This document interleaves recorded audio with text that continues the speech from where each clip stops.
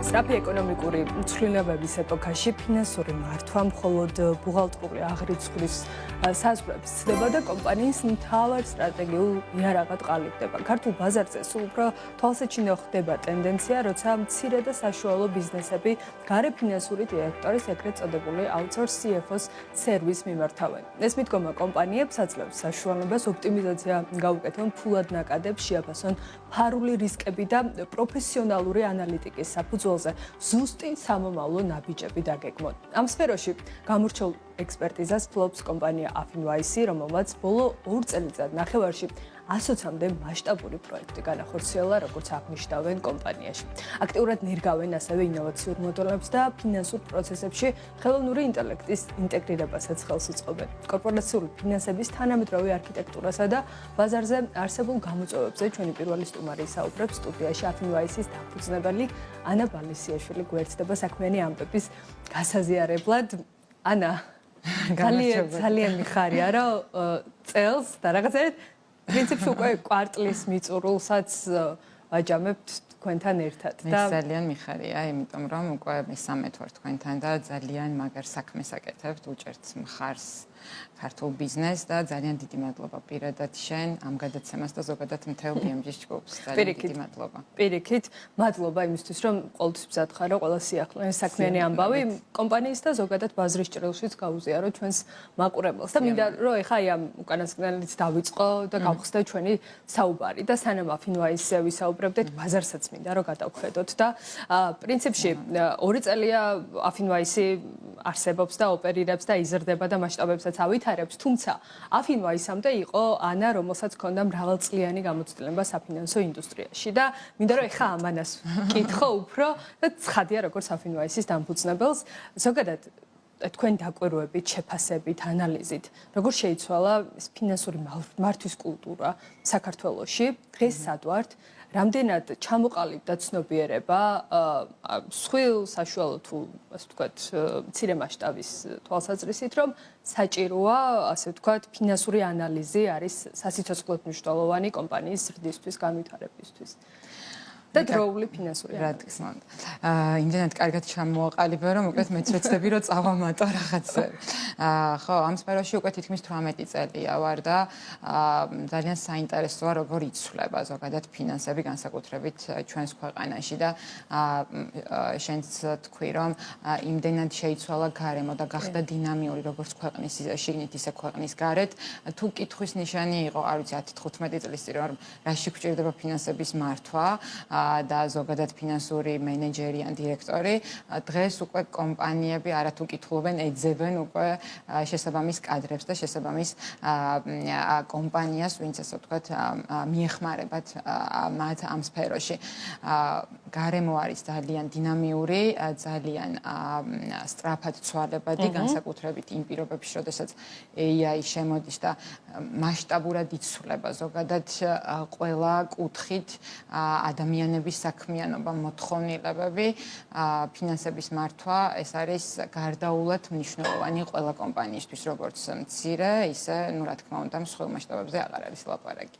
მოდი, ანა, ამ შემთხვევაში აი მართვის სპეციფიკაც გავმიჯნოთ და ორივე მიმართულება განვიხილოთ. ერთია, როცა ეს სტაფის განუყოფელი ნაწილია და რაღაც კომპანიის DNA-ში ეწერია, რომ აი როგორც CEO უნდა ყავდეს, ისე უნდა ყავდეს CFO-ც და მეორე მხარე არის, როცა მუშაობს ეს ყველაფერი outsource მოდელით. რა განსხვავებაა, სად როგორ ჯობია რომ ასე ვთქვათ, რა მიმართულება შეიძლება რომ გამოვიყენოთ ამ თვალსაზრისით და ეფექტიც როგორია თუნდაც outsource-ის შემთხვევაში, იმიტომ რომ აქაც სკეპტიციზმი მეტია, რომ აი ვიღაც ხო არ გამიკეთებს ისე როგორც ვთქვათ, აი ჩემი გუნდის წევრი, ხო? აი ეს ეჭვებით შენობა რომ გავიგონოთ. დიდი მადლობა ამ კითხვისთვის. მცირე და საშუალო ზომის კომპანიებს ეს ფუფუნება არ აქვთ, რომ ჰქონდეთ ფინანსური განყოფილება, ყავდეთ ფინანსური ანალიტიკოსები, კონსულტანტები, ფინანსური დირექტორები, პირობითად ძალიან ისე რომ ვთქვათ, 3-4 კაცი გჭირდება, ხო? და 3-4 კაცი, რომელსაც გადაუხდი არც თუ დაბალ ხელფასზე, იმიტომ რომ ზოგადად ამ სფეროში დაბალი ხელფასები არ არის, ეს მცირე და საშუალო ზომის კომპანიებისთვის არის საკმაოდ დიდი ფინანსური ფინანსური ტვირთი და წნეხი, ასე ვთქვათ. გარდა მაგისა, ზოგადად ძალიან რთულია მოიძიო კადრები. იმიტომ რომ ამ სფეროში არის კადრების სიმცირე და მიზეზი არის ის, რომ არ გჭირდება და არ არის მხოლოდ საკმარისი პიროვნება, რომელმაც იცის ფორმულები. გჭირდება შენ ადამიანები, რომლებიც ძალიან მასშტაბურად აზროვნებენ, იცნობენ სხვადასხვა სექტორებს და იციან ის ტენდენციები ფინანსებში, რომელიც არა მარტო ქვეყანაში, არამედ გლობალურად არის. შესაბამისად, ხარჯი, კადრების სიმცირე და კვალიფიკაციის სიმცირე ქმნის გარდაუვალ საჭიროებას იმის, რომ გაიტანო ეს სერვისი გარეთ და აი გარე, ასე ვთქვათ, CFO-ს სერვისით რომ ისარგებლო. და კიდევ ერთი რაც ბოლო პერიოდში სულ იკვეთება არის ინტერესთა კონფლიქტი.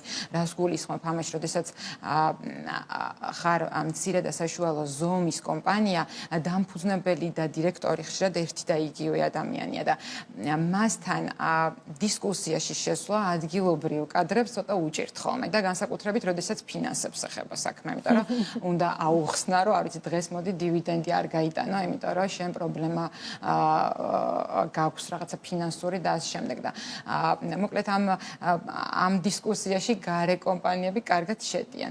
შესაბამისად, ინტერესთა კონფლიქტიც არის ერთ-ერთი პრობლემა, რის გამოც დღესდღეობით ცდილობს ძალიან ბევრი კომპანია, რომ ეს სერვისი გაიტანოს გარეთ ხარჯების შემცირების მიზნით და მაღალი პროფესიონალიზმის ხარჯზე. ეს ქართულ ბაზარზე ვსაუბრობთ, როდესაც ამ დინამიკაზე მსჯელობთ, თუ ეს მაინც არის დასავლური სტანდარტი, რომელიც კარგი იქნება და ეტაპობრივად მკვიდრდება კიდეც საქართველოში.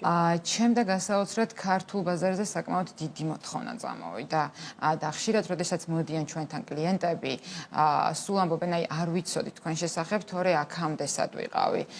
და სხვათა შორის ლიკა რომ ახსენე, რომ აი გარე კომპანიასთან ცოტა სკეპტიკურად რომ უყურებენ, ჩავაბაროთ თუ არა ფინანსური თემებია.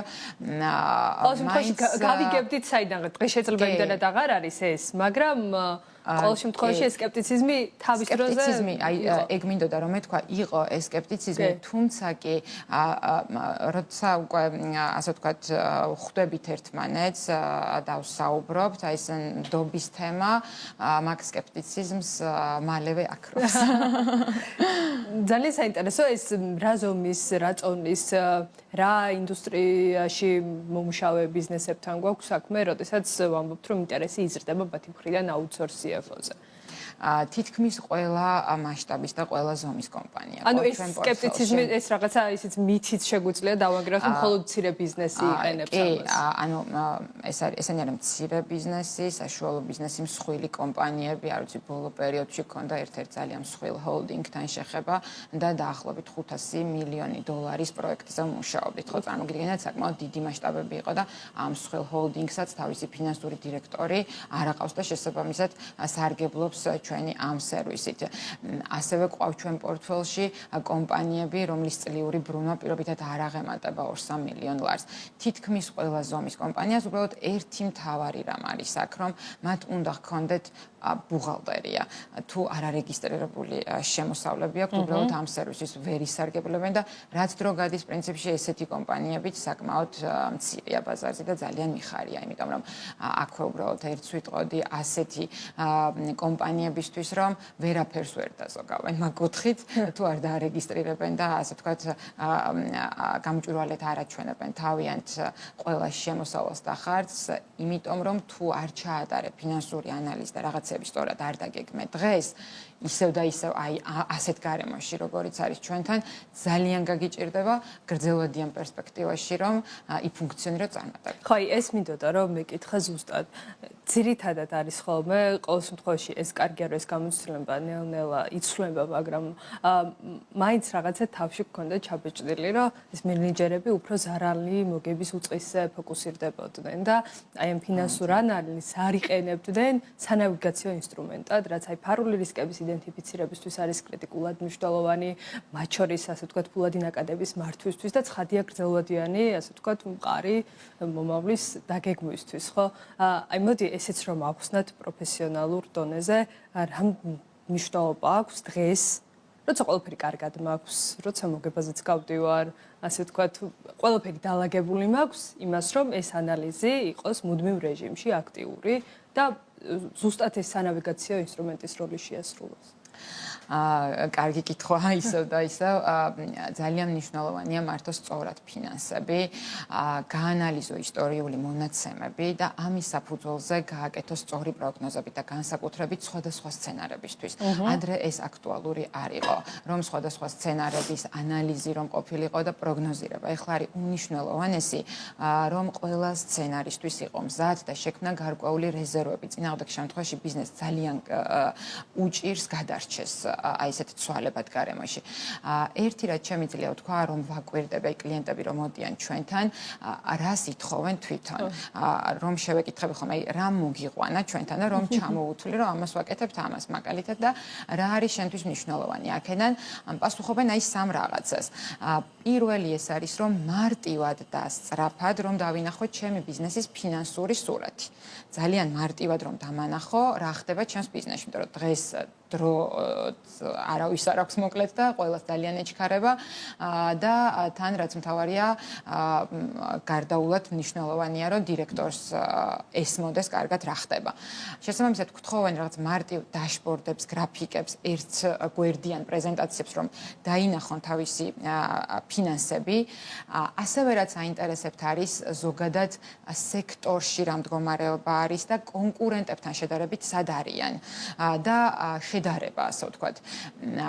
ამ კუთხით აქვთ დიდი ინტერესი და მესამე რაც აინტერესებთ და ითხოვენ ჩვენგან არის კონკრეტული საორიენტაციო კოეფიციენტები, ეგრეთ წოდებული ბენჩმარკები, რომ იცოდნენ ზუსტად რა სამიზნე მონაცემებთან უნდა წავიდნენ, ასე ვთქვათ. პირობითად მოგების მარჟა უნდა ჰქონდეთ ამდენი და რეალურად დღეს აქვთ, არა ვიცი, უფრო მეტი ან უფრო მცირე და ამისთვის რა არის გასაკეთებელი, რომ მივიდნენ ზუსტად იმ სამიზნე კოეფიციენტამდე, რაც არის ზოგადად სექტორში და მათ კონკურენტებში. აი ამ სამი რაღაცით მოდიან ხოლმე ძალიან აქტიურად. ნუ ამას მე რა თქმა უნდა უკვე შენს თქვი ის მოყვება რომ გაანალიზო ძალიან დეტალურად ხარჯების შემოსავლები, დაინახო სად არის შენი შესაძლებლობები, სად შეგიძლია რომ გაზარდო შემოსავალი, სად შეგიძლია რომ შეამცირო ხარჯები, შენი სუსტი და ძლიერი მხარეები კარგად რომ გესმოდეს და შესაბამისად არ შეგექმნას პრობლემა ზოგადად არც მოგებაზე და არც ფულად სახსრებზე. და აი ამ პროცესში რა